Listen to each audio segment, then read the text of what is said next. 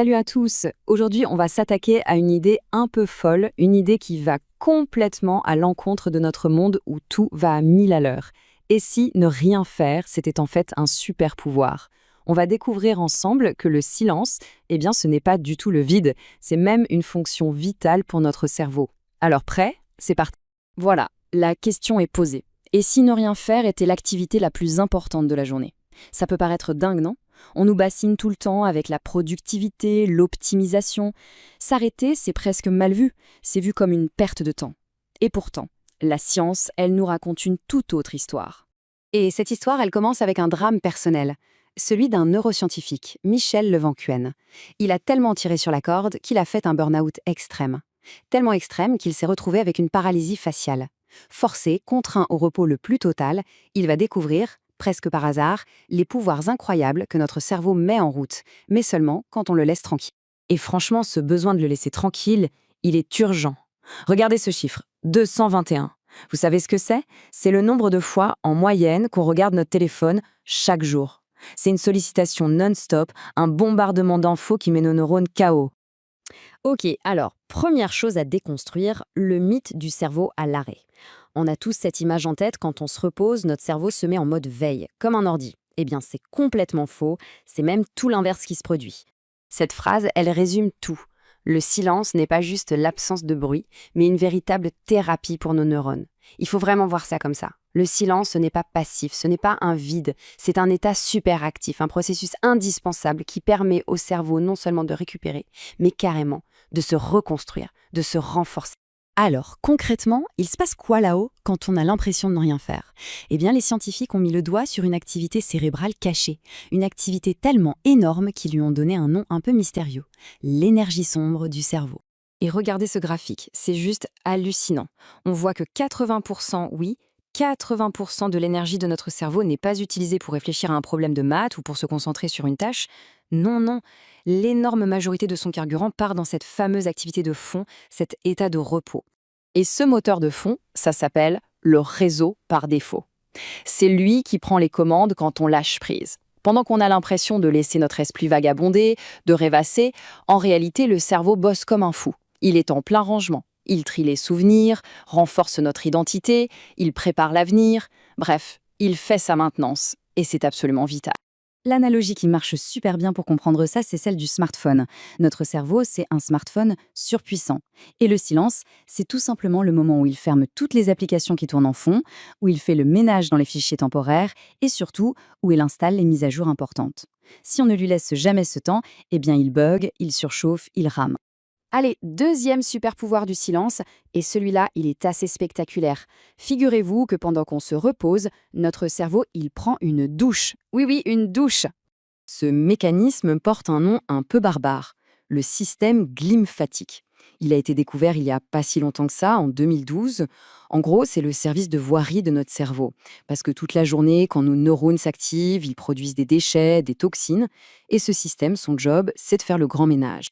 Et comment ça marche? C'est fascinant. Ça se passe en 3 étapes. 1. Pendant qu'on est actif, nos neurones produisent des déchets. Normal. 2. Quand on se met au repos, l'espace entre les neurones se dilate, il s'élargit de près de 25%. Et 3. Un fluide spécial profite de cet espace pour circuler à toute vitesse et hop, il emporte toutes les toxines avec lui. Un vrai karcher neuronal. Mais le truc vraiment important à comprendre, c'est que ce grand nettoyage ne peut se faire que au repos. C'est impossible quand le cerveau est en pleine action. Du coup, si on ne s'arrête jamais, si on ne fait jamais de vraies pauses, eh bien ces déchets s'accumulent. Et ça mène à la fatigue extrême, et sur le long terme, ça pourrait même jouer un rôle dans des maladies neurodégénératives comme Alzheimer. Troisième pouvoir, et pas des moindres, le silence qui crée. Ça nous est tous arrivé, non?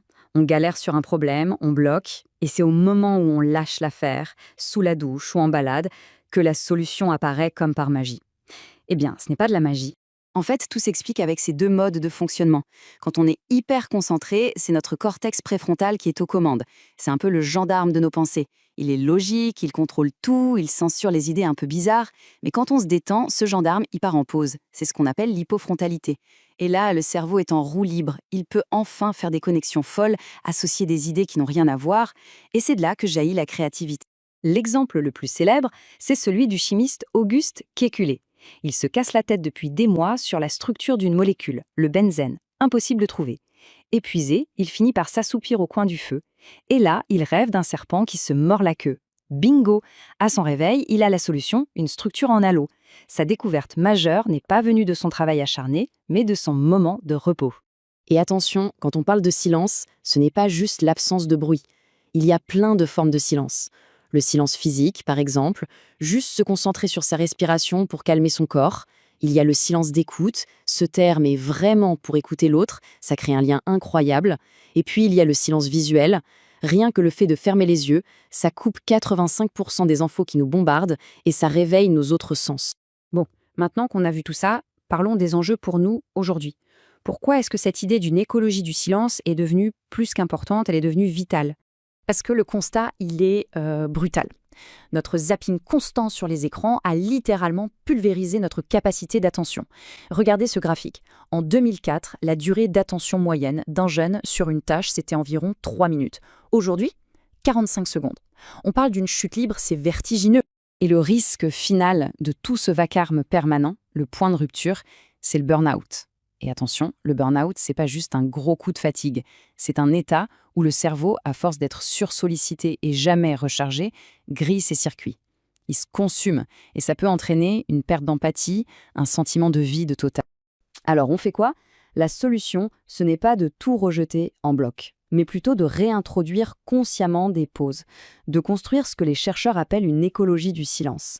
Ça peut passer par des temps calmes dans les écoles ou même par la création d'îlots de silence dans nos villes.